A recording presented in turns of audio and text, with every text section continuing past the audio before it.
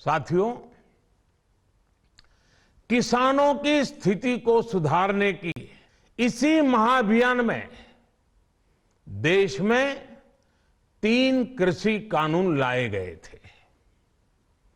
मकसद ये था कि देश के किसानों को, खासकर छोटे किसानों को और ताकत मिले, उन्हें अपनी उपज की सही कीमत और उपज बेचने के लिए ज्यादा से ज्यादा विकल्प मिले। बरसों से ये मांग देश के किसान, देश के कृषि विशेषज्ञ, देश के कृषि अर्थशास्त्री, देश के किसान संगठन लगातार कर रहे थे। पहले भी कई सरकारों ने इस पर मंथन भी किया था। इस बार भी संसद में चर्चा हुई, मंथन हुआ और ये कानून लाए गए। देश के कोने कोने में कोटि कोटि किसानों ने, अनेक किसान संगठनों ने इसका स्वागत किया, समर्थन किया। मैं आज उन सभी का बहुत बहुत आभारी हूं, धन्यवाद करना चाहता हूं। साथियों, हमारी सरकार किसानों के कल्याण के लिए, खासकर छोटे किसानों के कल्याण के लिए, देश के कृषि जगत के हित में, देश के हित में, गांव गरीब के उज्जवल भविष्य के लिए पूरी सत्यनिष्ठा से, किसानों के प्रति पूर्ण समर्पण भाव से, नेक नियत से ये कानून लेकर आई थी। लेकिन इतनी पवित्र बात, पूर्ण रूप से शुद्ध किसानों के हित की बात, हम अपने प्रयासों के बावजूद कुछ किसानों को समझा नहीं पाए। भले ही किसानों का एक वर्ग ही विरोध कर रहा था, लेकिन फिर भी ये हमारे लिए महत्वपूर्ण था। कृषि अर्थशास्त्रियों ने, वैज्ञानिकों ने, प्रगतिशील किसानों ने भी उन्हें कृषि कानूनों के महत्व को समझाने का भरपूर प्रयास भी किया। हम पूरी विनम्रता से, खुले मन से उन्हें समझाते रहे। अनेक माध्यमों से व्यक्तिगत और सामूहिक बातचीत भी लगातार होती रही। हमने किसानों की बातों को, उनके तर्क को समझने में भी कोई कोर कसर बाकी नहीं छोड़ी।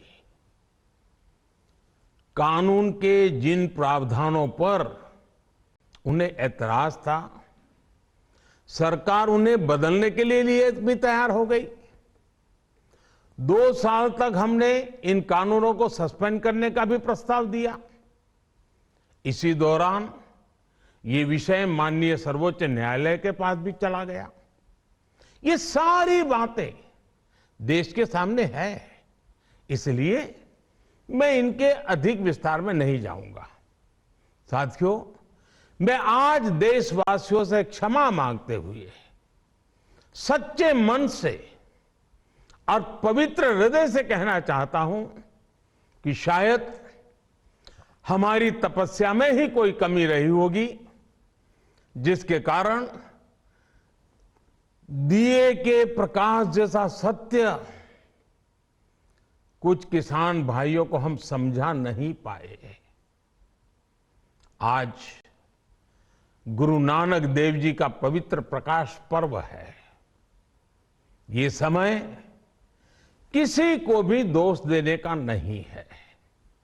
आज मैं आपको, पूरे देश को ये बताने आया हूं कि हमने 3 कृषि कानूनों को वापस लेने का, रिपील करने का निर्णय लिया है।